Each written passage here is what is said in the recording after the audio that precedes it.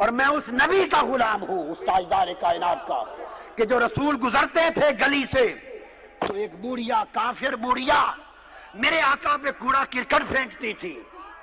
ایک دو روز گزر گئے، آقا گزرے، کوڑا کرکٹ نہیں پھینکا، کوڑا کرکٹ نہیں پھینکا۔ میرے آقا نے پوچھا، یہاں ایک عورت رہتی تھی اور ہر روز میرے اوپر گندگی، کوڑا کرکٹ پھینکا کرتی تھی، دو روز گزرے نہیں پھینکا، پتا تو کرو اسے کیا ہوا۔ ارے میں تو اس آقا کا غلام ہوں، پتا کرو کیا ہوا۔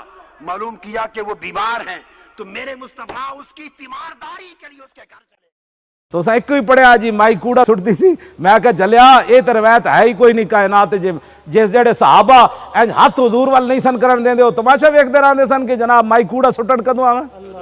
کون سی اسلام کی باتیں کرتے ہو؟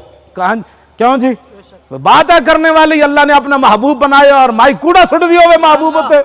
ایتھے آپ پتر برداشت کرنا کسی دی ماں تے کوئی کوڑا سٹن آوے پیو ہوتے؟ اے کیوں جی روایتاں تساں گھڑیاں، اے کوئی حدیث کوئی نہیں۔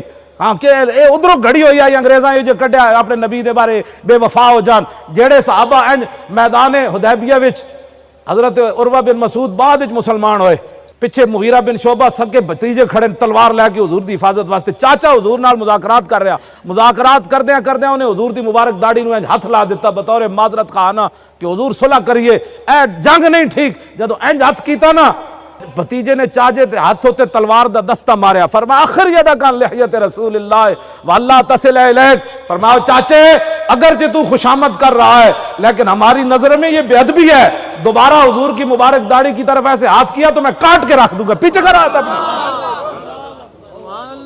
کوئی نہیں دین پڑھیا تو پھر دین پڑھو، ایک تسی روایت کتوں کر لئی؟